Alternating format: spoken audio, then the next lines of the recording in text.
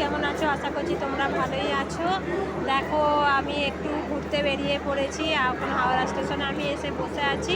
তোমরা সবাই দেখতে পাচ্ছ, আমারও যেন প্রচুর খুব ইচ্ছা তারকেশ্বরে যাওয়ার, হেঁটে জল ঢালার, কিন্তু আমার তো শরীরটা সেরকম ভালো নয়, এই জন্য আমি তারকেশ্বরে যেতে পারি না। কিন্তু মনে মনে একটু দুঃখ রয়েই গেল, বাবার স্থানে যেতে পারলুম না।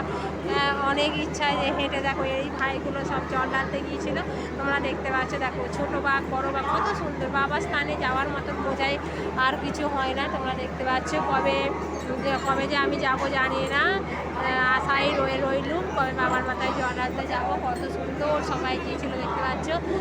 আমাকে একটু সময় মিলে আমাকে একটু সাপোর্ট করো, যাতে আমিও বাবার মাথায় গিয়ে জল ঢেলে দিয়ে আসতে পারি।